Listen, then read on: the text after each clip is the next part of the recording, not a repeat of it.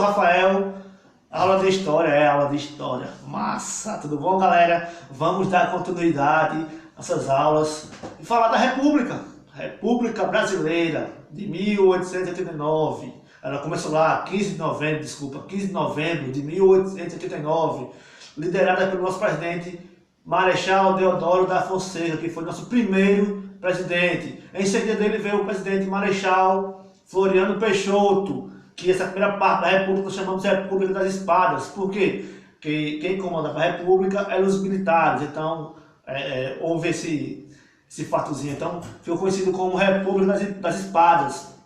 O presidente Marechal Deodoro da Fonseca, como já falei nas aulas passadas, liderou o Brasil, comandou o Brasil de 1889 até 1891, e o presidente Marechal Floriano Peixoto, ele comandou o Brasil de 1891 a 1894, certo? Como já falamos muito da República das Espadas na sala de aula, vamos dar um prosseguimento e falar da República das Oligarquias, ou República das Elites, isso, das elites, porque quem comandava o Brasil nesta época, que foi de 1894 até 1930, foi as elites brasileiras. Elas mandavam e desmandavam no Brasil, certo? Nós vamos ver que nessa época, o Brasil, que saiu da monarquia, tinha saído um pouco tempo da monarquia, e para a República, viramos republicanos, onde podiam ser eleitos pelo voto popular nossos representantes políticos, mas nós temos que nos atenuar que para votar nos representantes políticos nós tínhamos que ter uma certa condição. Primeiro, nós não poderíamos ser analfabetos, porque analfabetos não poderiam votar nessa época, certo? A condição social, ela mudou, você poderia votar independentemente da condição social, mas tem que ser letrado, se para a época. E nessas eleições das oligarquias, nós vamos ver inúmeras fraudes. Pessoas que compravam voto, porque o voto não era secreto na época. Logo no início da República, o voto não era secreto, o voto era livre. A pessoa chegava e dizia que queria votar. E nós vamos ver que as pessoas compravam voto, davam dinheiro na cara de pau. Aqui mais para o interior do país, onde os coronéis tinham força política, nós vamos ver que aqueles coronéis que comandavam aquele território daquela região, eles obrigavam as pessoas a votar em tal candidato, no candidato que a elite queria que fosse eleito. E nós vamos ver que de 1894 até 1930, nós temos a República das Elites, e nosso primeiro presidente das elites o primeiro presidente civil foi o presidente Prudente de Moraes. Então, nosso primeiro presidente civil, que não tinha nenhum cargo político, nenhum cargo militar, certo? Por isso nós dizemos assim, mas ele fazia parte das elites, onde, como era o Brasil, com um punho de ferro. Isso, porque, como já falei, 80% da população não tinha acesso à política, por ser analfabetos. Outra parte também tinha as mulheres não poderiam votar, elas não votavam, certo? E assim, nós vamos vendo que no começo da nossa República Brasileira, nós tivemos imensas revoltas, muito também pela insatisfação popular. As pessoas passavam fome, muitos morriam de fome, porque não tinham o que comer. O governo não era para todos, o governo só era para os ricos. Então, teve inúmeros fatos, e principalmente aqui no nosso Nordeste. E isso, nosso Nordeste foi marcante para isso. Nós temos dois fatos da República, que são importantes de falar, que é o cangaço e a Guerra de Canudos.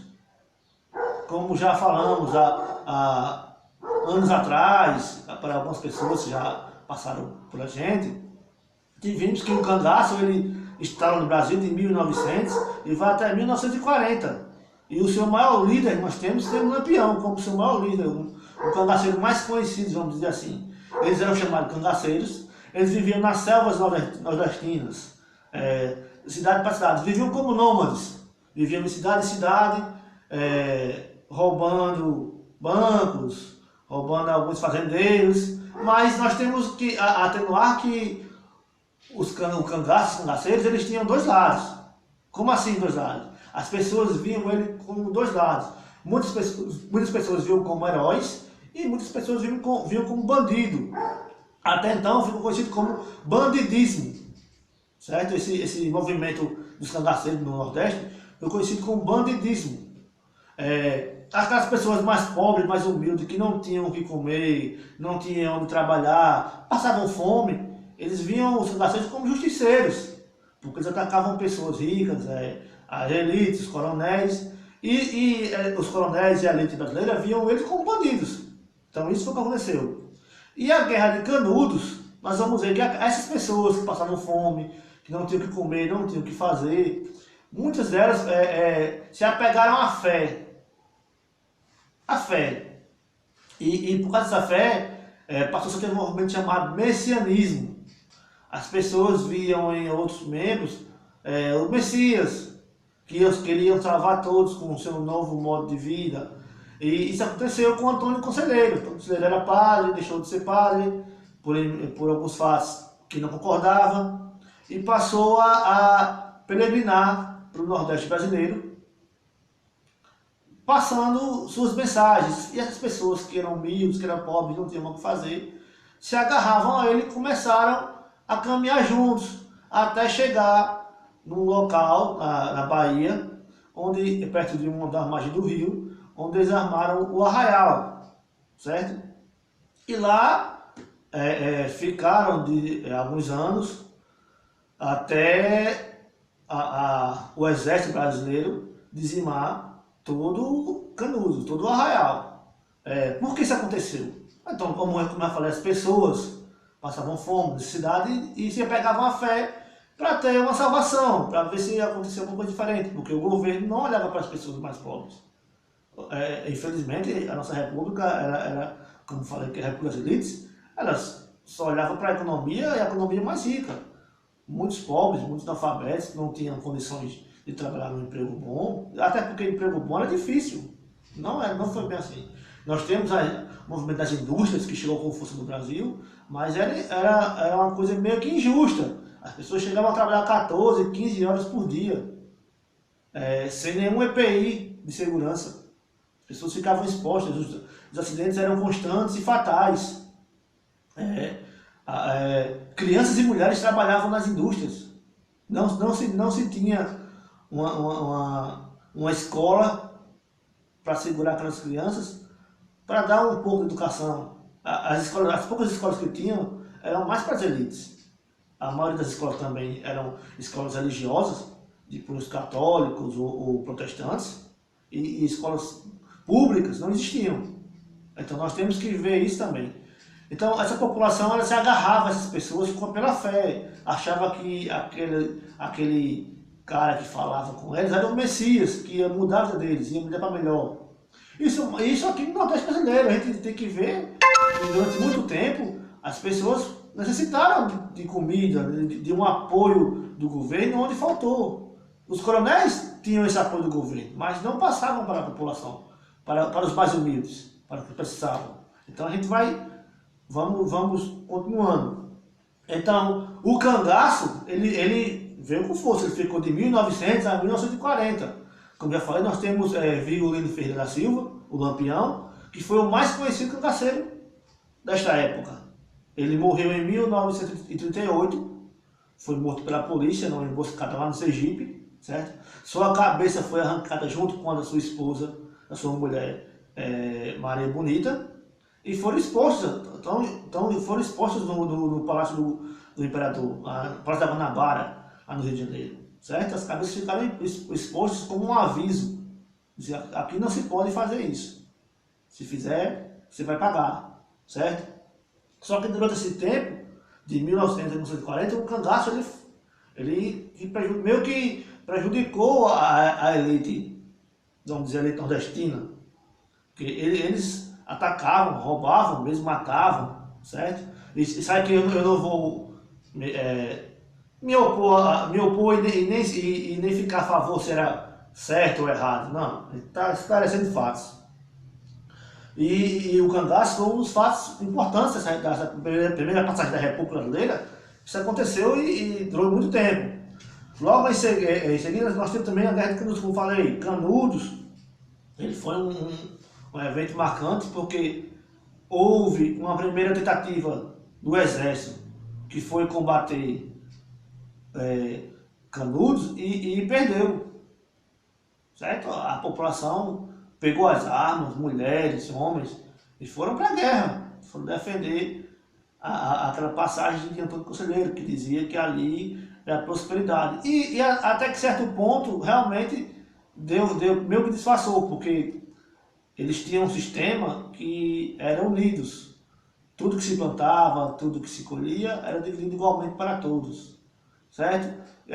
Depois nós podemos pesquisar mais sobre a Guerra de Canudos e vamos entrar mais no foco. Mas enquanto isso, vamos dar passagem à segunda parte da República, que é a República das Oligarquias, certo? E nós vamos ver que quando o exército conseguiu destruir Canudos, nós temos que atenuar um fato muito marcante. Cerca de 30 mil sertanejos foram mortos em 1897, que foi quando Canudos foi extinta, foi derrubada, conseguiram derrubar. Cerca de 30 mil sertanejos, então não era 120 pessoas, já era uma cidade, poderia ser uma cidade, eram muitas pessoas vivendo em comum, em conjunto, seguindo as palavras de Antônio Conselheiro. Então, cerca de 30 mil pessoas morreram.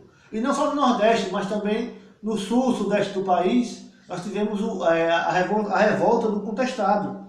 A revolta do Contestado ocorreu entre os estados do Paraná e Santa Catarina, onde também morreram 20 mil pessoas, sendo elas mulheres, crianças e idosos.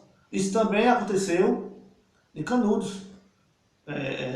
Não foi só os homens que foram mortos. Mulheres, idosos, crianças, aquelas pessoas que viviam naquele lugar, elas foram mortas, assassinadas.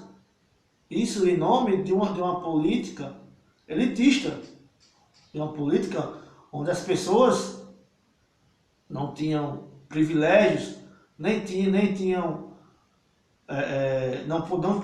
ganhavam nada do governo, o governo não as ajudava, não tinham assistência. Então, a primeira passagem da República Brasileira foi muito forte, certo?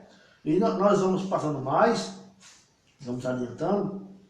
Vocês vão lá na página 39, certo? Na página 38 e 39 do livro, vocês vão ver lá Antônio Conselheiro da Guerra de Canudos. Nós temos um pequeno cordel. E logo depois do cordel nós temos 4 perguntas, certo? Essas 4 perguntas nós vamos ficar para a atividade. Vocês vão responder essa atividade, tá ok? E quando voltarmos às aulas normais, nós corrigimos, tá ok, galera? Então essa é a primeira parte das oligarquias, nós vamos falando pouco a pouco, para que não fique muito sobrecarregado para vocês, tá ok? Então, bons estudos, leiam bastante, fiquem em casa, por favor, não saiam sem precisão, lavem sempre as mãos corretamente para que nós possamos vencer a Covid-19, certo? Para que possamos nos encontrar o mais breve possível, tá ok, gente? Então, bons estudos, boas aulas, qualquer dúvida, deixa aí nos comentários que nós vamos responder. Dá o like, ativa o sininho, virei YouTube agora, tá ok? Valeu, gente, bons estudos, até a próxima.